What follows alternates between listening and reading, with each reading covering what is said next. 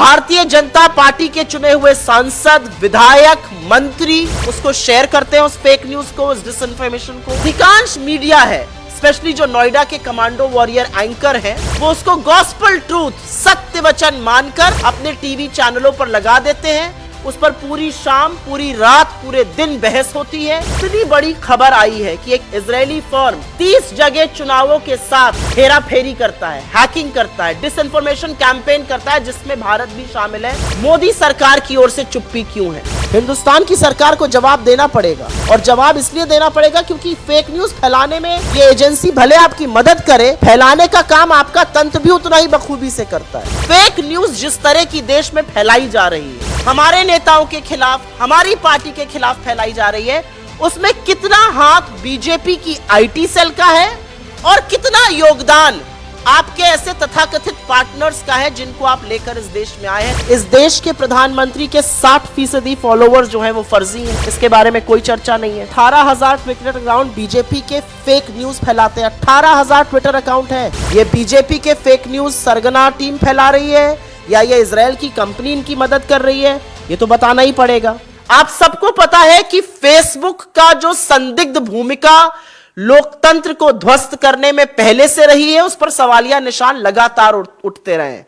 लेकिन ये जो फर्म है, जिस फर्म की हम बात कर रहे हैं, इसको टीम ओरे, शायद इसे प्रोनाउंस किया जाता है JORGE, I think in the dialect there it's called ओरे। टीम ओरे का यह दावा है कि सिर्फ फेसबुक ही नहीं, वो Gmail, Telegram, LinkedIn, Instagram, YouTube, Twitter, सब पर उनके अवतार हैं। वो हर जगह फेक न्यूज फैला सकते हैं, वो हर जगह डिसइंफॉर्मेशन कैंपेन फैला सकते हैं। उनके बॉट्स होते हैं, उनका एक ऑलमोस्ट प्राइवेट मिलिशिया है सोशल मीडिया पर, और वो हर तरह की डिसइंफॉर्मेशन कैंपेन प्रतिद्वंदियों के खिलाफ, जहां की सरकारें उनको एंगेज करती हैं, और हिंदुस्तान में भी ऐसा करके फैलाया गया है। दिक्कत की बात यह है कि जो इनका मोडस ऑपरेंडी है, जैसे ये ऑपरेट करते हैं, वो टोटल इमेज, टोटल मिरर होता है भारतीय जनता पार्टी के आईटी सेल में। एक फेक न्यूज, एक डिसइंफॉर्मेशन कैंपेन किसी छोटे से अकाउंट से, जिसके 10 या 20 फॉलोअर होते हैं, ऐसे अकाउंट से लगा दी जाती है। उसके बाद जो पूरा राइट विंग इकोसिस्टम है, वो उसको फैलाना शुरू करता है। भारतीय जनता पार्टी के चुने हुए सांसद, विधायक, मंत्री, बड़े बड़े ऑफिशियल्स उसको शेयर करते हैं, उस फेक न्यूज को, उस डिसइंफॉर्मेशन को। और उसके बाद जो अधिकांश मीडिया है, स्पेशली जो नोएडा के कमांडो वॉरियर एंकर हैं, वो उसको गॉस्पल ट्रूथ, सत्य वचन मानकर अपने टीवी चैनलों पर लगा देते हैं। उस पर पूरी शाम, पूरी रात, पूरे दिन बहस होती है।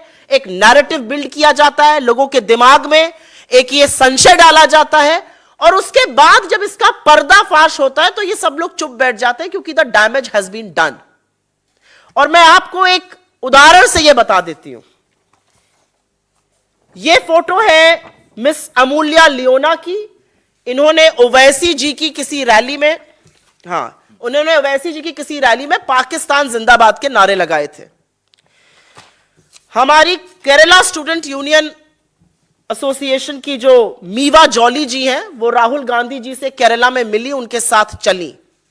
एक छोटे से ट्विटर अकाउंट ने यह फेक कैंपेन शुरू किया कि पाकिस्तान जिंदाबाद के नारे लगाने वाली लड़की राहुल जी के साथ आई है। इसको तुरंत राइट विंग ने पिकअप किया, भाजपा के हैंडल्स ने पिकअप किया, उनके फेक न्यूज सरगना की टीम ने पिकअप किया, तमामों मंत्री, तमामों एमपीज ने इसको पिकअप करके यह फेक न्यूज कैंपेन चलाई। फैक्ट चेक जब हुआ तो सच सामने आया। लेकिन उस दौरान ये व्हाट्सएप पे, ये टेलीग्राम पर, ये मेल पर, ये हर सोशल मीडिया प्लेटफॉर्म पर झूठ फैलाया जा चुका था। ये तो झूठ हो गया कि आप किसी का कैरेक्टर असैसिनेट कर रहे हैं, आप राहुल जी पर बेकार का आक्षेप लगा रहे थे। अब ये और भी सिनिस्टर प्लॉट है, ये और भी डेंजरस है। ये कैसे होता है? और इसी में इजराइल के इस फर्म का रोल भी सामने आता है कि कैसे ये डिसइंफॉर्मेशन एक बड़े सुनियोजित तरीके से फैलाई जाती है। आप सबको याद होगा उदयपुर का कन्हैया हत्याकांड, उसने सबकी रूह हिला दी थी। जो हुआ वो सर्वथा गलत था। राजस्थान की सरकार ने एक डिसाइसिव एक्शन लिया और तुरंत बहुत बड़ा एक और भी बड़ी घटना होने से बचाया। लेकिन आपको अगर याद हो तो राहुल गांधी जी का वायनाड में दिया वो स्टेटमेंट, किन्हीं लेफ्ट एक्टिविस्ट ने उनका दफ्तर आके तोड़ फोड़ किया था। उन्होंने कहा बच्चे हैं, बच्चों को माफ कर देना चाहिए। वहां से वो स्टेटमेंट काटा गया, उसको उदयपुर से एसोसिएट किया गया और उस मामले को तूल पकड़ाया गया। और इस मामले को फैलाने वाले भारतीय जनता पार्टी के चुने हुए सांसद और उनके मंत्रीगण थे। जब पर्दाफाश हुआ तो ट्वीट्स डिलीट हुए, लेकिन असलियत यह है कि इस तरह का नैरेटिव एक आतंकी घटना को लेकर समुदायों में विषाक्त फैलाने पर हो रहा था। इतनी बड़ी खबर आई है कि एक इजरायली फर्म 30 जगह चुनावों के साथ हेराफेरी करता है, हैकिंग करता है, डिसइंफॉर्मेशन कैंपेन करता है, जिसमें भारत भी शामिल है। मोदी सरकार की ओर से चुप्पी क्यों है? आप फेक न्यूज के बारे में क्या करना चाहते हैं? आपको फैक्ट चेकर्स से इतनी दिक्कत क्यों है? फैक्ट चेकर्स को आप जेल में डालते हैं और आपका पीआईबी फैक्ट चेकिंग जो है वो अगर सवाल पूछे तो उसको झूठा साबित कर देता है। पेगासस पर अभी तक सरकार की ओर से कुछ नहीं बोला गया। यह अलग बात है कि सुप्रीम कोर्ट के सामने जो कमिटी थी उसने कहा कि सरकार ने इसमें सपोर्ट नहीं किया था। लेकिन इन सब का जो लब्बो लबाब है वो ये है कि फेक न्यूज जिस तरह की देश में फैलाई जा रही है, जिस तरह से एक पर्टिकुलर वर्ग के खिलाफ, हमारे नेताओं के खिलाफ, हमारी पार्टी के खिलाफ फैलाई जा रही है, उसमें कितना हाथ बीजेपी की आईटी सेल का है और कितना योगदान आपके ऐसे तथाकथित पार्टनर्स का है जिनको आप लेकर इस देश में आए हैं, चाहे वो इजराइल से हो या कहीं और से हो। इस देश के प्रधानमंत्री के 60% फॉलोअर्स जो हैं वो फर्जी हैं, इसके बारे में कोई चर्चा नहीं है।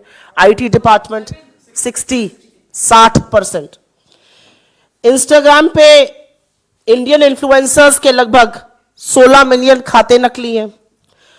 रिपोर्ट में बताया गया कि करीब 18,000 ट्विटर अकाउंट बीजेपी के फेक न्यूज फैलाते हैं। 18,000 ट्विटर अकाउंट है जो उसको एम्पलीफाई कर रहे हैं। ये किसके ट्विटर अकाउंट है? ये किसने खोले? ये कौन संचालित कर रहा है?